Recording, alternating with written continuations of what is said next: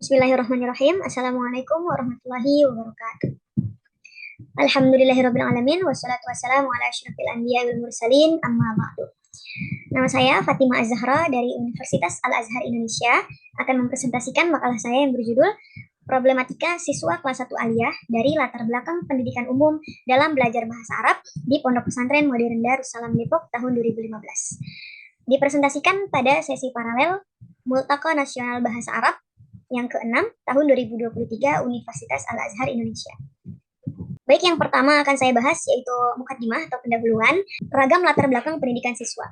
Di Pondok Pesantren Modern Darussalam Depok ini memiliki banyak santri, yaitu dari kelas reguler dan juga kelas intensif. Kelas reguler ini yaitu adalah santri yang lulus dari sekolah dasar yang melanjutkan pendidikan sekolah menengah pertamanya ke pondok pesantren, dan juga ada juga kelas intensif, yaitu para siswa yang melanjutkan pendidikan sekolah menengah dari sekolah menengah pertama ke sekolah menengah atasnya ke pondok pesantren. Nah, yang dimaksud ragam latar belakang pendidikan ini adalah para santri baru, siswa yang lulus dari SMP atau sekolah menengah pertama, yaitu pendidikan umum, yaitu dari ada yang dari SMP negeri, SMP swasta, ada juga dari madrasah sanawiyah negeri, madrasah sanawiyah swasta, dan juga ada juga dari pondok pesantren juga yang melanjutkan ke pondok pesantren.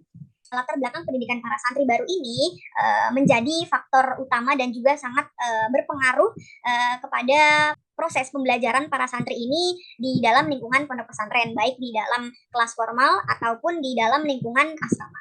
Nah, kurikulum yang digunakan di dalam pondok pesantren Modern Darussalam Depok ini yaitu yang paling utama, garis besarnya itu adalah pesantren ini menggunakan 30% kurikulum negara atau kurikulum Kementerian Pendidikan Indonesia, dan juga 70%-nya itu kurikulum gontor atau kurikulum pesantren. Pesantren ini mengambil buku-buku pedoman bahasa Arab yang digunakan di dalam kelas pendidikan formal, digunakan oleh guru-guru untuk mengajar dari pesantren gontor. Urgensi bahasa Arab di lingkungan pondok pesantren sangat-sangat penting. Di pesantren ini para santri diwajibkan sehari-harinya itu menggunakan bercakap-cakap dengan teman-temannya, dengan kakak kelasnya, adik kelasnya, dan juga dengan para pembimbing, para guru, itu dengan berbahasa Arab dan Inggris ya. Nah, di pondok pesantren ini mereka menggunakan sistem seminggu, pergantian dalam seminggu berbicara bahasa Arab dan seminggu lagi berbicara bahasa Inggris. Terus seperti itu berganti-gantian. Nah, rumusan masalah pada penelitian saya ini yaitu yang pertama, masalah-masalah apa saja yang dihadapi oleh para santri baru ini, khususnya santri kelas 1 aliyah, tingkat aliyah, yang belajar bahasa Arab di asrama dan juga di kelas formal, yang notabene-nya mereka ini beragam-ragam latar belakang pendidikan ya, yang telah saya sebutkan, yaitu ada yang dari SMPN, ada yang dari madrasah sanawiyah, ada juga yang dari pondok pesantren. Yang kedua, apa dan bagaimana kurikulum pondok pesantren dalam menghadapi ragam latar belakang pendidikan santri baru, dan yang terakhir, usaha apa yang dilakukan para santri dalam upaya mengejar ketertinggalan berbahasa Arab. Kemudian metodologi penelitian yang saya kaji kali ini pendekatannya melalui kualitatif deskriptif, yaitu yang pertama saya memaparkan bagaimana kurikulum dan sistem pendidikan yang ada yang digunakan di dalam Pondok Pesantren Modern Darussalam Depok ini, dan apa saja dan bagaimana yang telah saya sebutkan di rumusan masalah tadi, bagaimana upaya para santri dan apa saja masalah-masalahnya. Sumber datanya yaitu dari kajian terdahulu, kajian-kajian penelitian yang telah dikaji oleh beberapa orang yang saya ambil, kemudian pengalaman pribadi, karena yang saya ambil ini tidak hanya dari wawancara intensif dengan para siswa, melainkan dari pengalaman pribadi saya juga, karena yang saya teliti ini adalah para siswa, para alumni yang pernah menjadi santri di tahun 2015, di mana tahun itu menjadi tahun saya dan para teman-teman juga yang saya wawancarai itu menjadi santri baru tingkat 1 aliyah di Pondok Pesantren Modern Darussalam Depok ini. Masuk ke hasil dan pembahasan. Nah, pada tahun 2015 ini saya dan teman-teman total di kelas 1 aliyah itu ada 18 santri, mencakup santri putra dan putri, yaitu yang dari sekolah menengah pertama negeri SMPN ada 2 orang, dari SMP swasta 2 orang, dari MTS negeri 1 orang, MTS swasta ada 11 orang, dan dari pondok pesantren ada 2 orang, totalnya 18 orang. Nah, para santri ini yang paling banyak itu termasuk saya, itu dari madrasah sanawiyah swasta, di mana ini kita bisa lihat ya, ini saya teliti dan saya kaji berdasarkan pengalaman pribadi dan juga wawancara dari teman-teman, dan berdasarkan apa yang saya lihat di lapangan, yang saya alami selama saya menjadi santri baru selama 1 tahun di tahun 2015 sampai 2016. Nah, seperti yang kita ketahui, kalau di SMP, di sekolah menengah pertama itu, kita tahu dia sama sekali di SMP umum itu dia sama sekali tidak ada pelajaran yang berbau agama ya, seperti bahasa Arab, yang tidak ada yang sama seperti di madrasah sanawiyah. Biasanya kalau di madrasah sanawiyah itu, yang sama-sama kita ketahui, itu sebagian besarnya memang mengikuti kurikulum Kementerian Pendidikan, tetapi sekitar 30-40%-nya itu mengikuti kurikulum Kementerian Agama. Nah, kalau ada teman-teman yang juga berpengalaman, kalau di madrasah sanawiyah itu kita ada beberapa mata pelajaran yang menjadi penunjang kita dalam belajar bahasa Arab atau belajar agama, yaitu ada mata pelajaran bahasa Arab tentunya, kemudian ada baca tulis Quran atau BTQ, kemudian ada ilmu fikih, ilmu Al-Quran dan hadis ya, tahfiz Quran atau menghafal Al-Quran, seperti itu. Nah, ya ada juga teman saya dua santri yang berasal dari pondok pesantren juga. Nah, ketiga ragam latar belakang pendidikan ini yang menjadi beragam-ragam pengaruh masalah yang dialami para santri baru ini. Nah, karena para santri yang lulusan dari SMP umum ini, mereka jauh lebih sulit dibandingkan yang dua ini, dibandingkan santri yang lulusan dari MTS dan juga pesantren. Karena saat tidak ada sama sekali pelajaran bahasa Arab ataupun pelajaran agamanya. Jadi benar-benar mereka di sekolah pertamanya di SMP umumnya itu full mempelajari hanya mata pelajaran umum. Nah, kalau para santri yang dari lulusan madrasah sanawiyah ini, mereka setidaknya memiliki beberapa mungkin atau banyak kosakata bahasa Arab yang mereka punya bekal dari madrasah sanawiyah sebelumnya. Jadi walaupun di madrasah sanawiyah ini seperti yang saya alami, itu mata pelajaran bahasa Arabnya itu hanya sekitar 1-2 jam pelajaran dalam 1 minggu. Jadi sekitar 1-2 kali pertemuan. Minimal ada 1 kali pertemuan dalam pelajaran bahasa Arab. Dan itu selama yang saya alami dan saya pernah amati dalam saya belajar selama 3 tahun di madrasah sanawiyah, itu sangat minim sekali para siswa yang berminat atau memiliki minat mempelajari mata pelajaran bahasa Arab ini.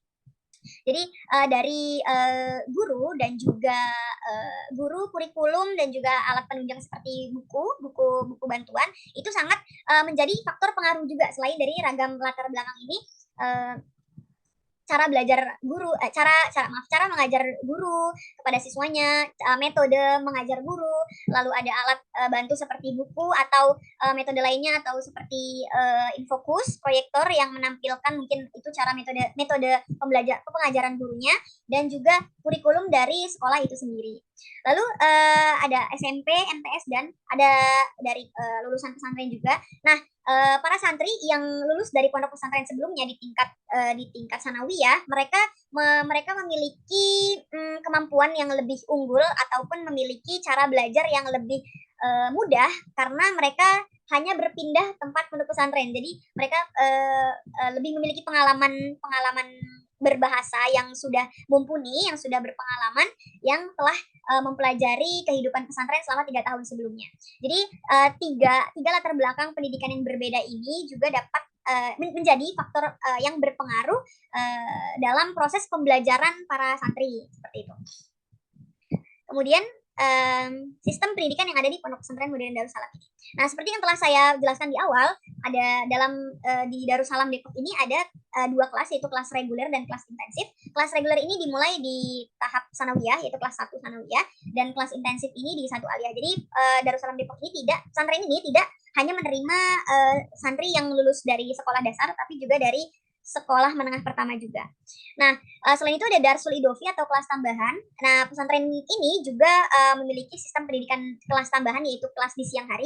Jadi setelah kelas pendidikan formal yang dimulai dari pagi sampai siang hari seperti kelas pendidikan formal pada umumnya, setelah itu ada isoma, istirahat, sholat, dan makan. Nah, setelah isoma ini di pesantren ini ada yang namanya Darsul Idofi atau kelas tambahan.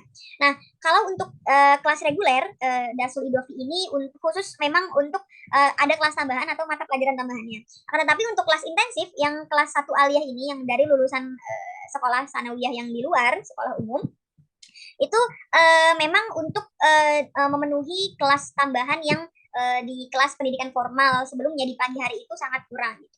Nah, untuk kelas reguler ini biasanya kita biasanya kalau yang kita ketahui itu kita mempelajari satu buku untuk 1 tahun, tetapi tidak untuk kelas intensif. Kelas intensif ini mereka mempelajari 2 buku dalam 1 tahun karena mengejar ketertinggalan berbahasa asingnya dan juga mengejar kurikulum yang ada di pesantren ini. Jadi perbedaannya adalah kelas reguler ini mempelajari 1 buku dalam 1 tahun dan mungkin dalam kelas pendidikan formalnya 1 kali pertemuan itu adalah satu materi yang diajarkan oleh guru. Akan tetapi kalau untuk kelas intensif ini 2 buku untuk 1 tahun dan biasanya 1 kali pertemuan itu bisa 2 sampai 3 materi ditambah latihan-latihan. Seperti yang telah saya sebutkan tadi, pesantren ini menggunakan 30% kurikulum Kementerian Pendidikan atau kurikulum negara dan 70%-nya kurikulum gontor atau kurikulum pesantren. Kemudian ada pengurus penggerak bahasa. Nah, seperti pesantren-pesantren pada umumnya, pesantren ini juga memiliki pengurus untuk mengatur para santri, para anggota santrinya, dan juga ada pengurus dari pembimbing yaitu para guru. Nah, ada salah satu bagian pengurus yaitu bagian penggerak bahasa. Nah, pengurus ini dikhususkan untuk mengawasi para santri yang dikarenakan para santri ini sehari-harinya memang diwajibkan untuk berbahasa Arab dan Inggris setiap harinya dan mereka juga diberi tanggung jawab untuk mengembangkan, meningkatkan proses pembelajaran bahasa Arab dan bahasa Inggris untuk santri baru ini.